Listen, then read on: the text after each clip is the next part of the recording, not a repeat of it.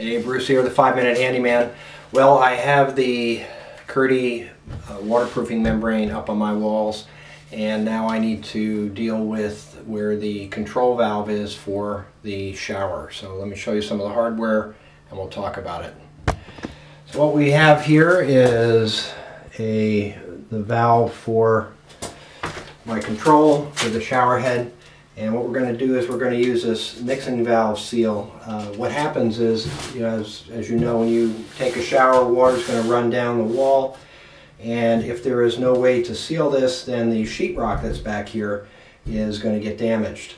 Now, usually, no, maybe not usually, but most times people will use cement board or hardy board or something for the backing of the tiles in the shower, but I decided that I wanted to use this Schluter Kerdi material, and so that allowed me to use sheetrock back here. And so I need to make sure that I don't have any water that's going to get into the sheetrock and cause any damage.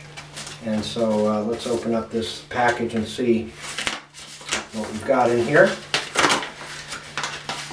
And so this is kind of a neat system. It's a rubber that is bonded to more Kerdi material. There's a thin side and a thick side.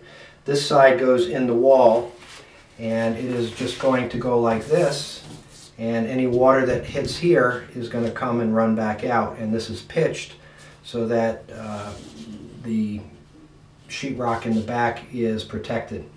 And so the way we install that is we put some thin set around here, and what I'm going to do is take a pencil and just give a rough size so I know where I want to put my thin set.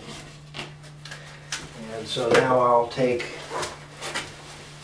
my V-notch trowel and the thin set, and I'm going to just take and put this on the wall, and then I'll come back with the V-notch and smooth it out so I get a nice uniform coating. Alright, this is going good. So a lot of times when you're trying to get thin set or something onto the wall, or even when you're grouting, if you put it on a trowel, then you can hold it here, and then you can use a margin trowel like what I'm using here, or you can use something else to get it up onto the surface. Okay, so I want to make sure I have this nice and wet to the Kerdi material that's already up on the wall, and by wet I mean it needs to stick, and I need to have no openings or any spots that are not fully covered by the thin set. Okay, so here I will go around, and this will give me, get that out of here, this will give me a nice even coating, uniform coating around for me to put on this piece right here. Okay, so we're going to take and push this on, and what I'll do is I'll use my spackle blade, and I'm going to kind of fan out, and the goal here is to make sure that this is tight up against the other Kerdi material.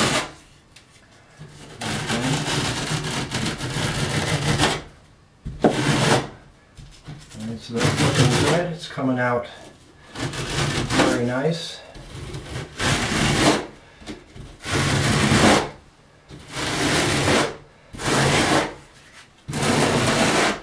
Okay, so now what I have is I've got this membrane that comes all the way to here, and then I have this other membrane which is bonded for 2 inches all the way around.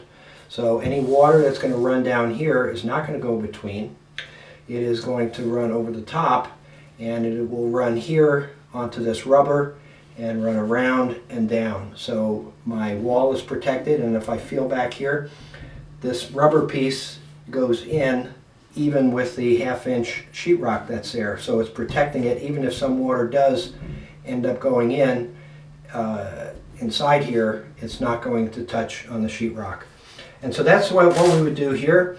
There is a similar piece, has a smaller hole obviously, and that would go up to this hole, and that way we can seal this one as well, so any water that drips down does not get to the sheetrock, but it does run down the wall, and again it's going to divert around this valve. So that's the way to install the mixing valve seal.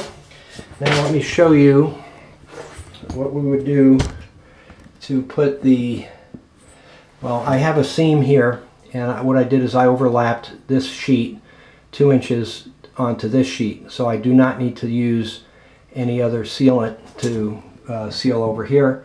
And so what I'm going to do on this joint, I need to use this Kerdi band, which is just same material as this, but it comes in a 5-inch wide strip. And so I'm going to put thin set here, and then I'll put this over it and seal up this joint, okay, so that I don't have any way for water to get into my sheetrock in the back. So first thing I'll do is I'm going to mark this for length, and I'll use a utility knife to cut it. And once we get it cut, then I'll put the thin set on the wall, and we can go ahead and install this. So again, when we do the thin set, I just want to make sure that I am first getting it up onto the wall.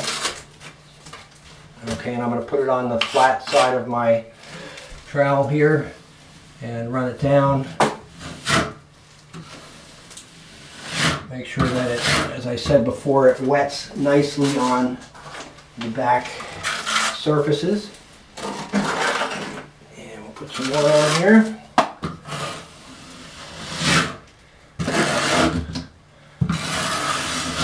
Okay, so as I get it on here, I want to first make sure that I'm covering over to the 2-inch mark, and then once I do that, I can take the ribs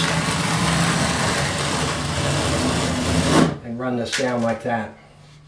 Okay, and so just continue putting this on. And again, we don't want to go all different directions with our V-notch trowel. We want to go down in one direction so we get a nice uniform coating. Okay, and so once I get that wall covered, and I can take my spackle blade, clean off the thin set that's on there. And it doesn't matter which side I put out. I like to have the curl go toward the wall. And so what we'll do is put it on like this. And I'm going to start down low. I'm going to hold it.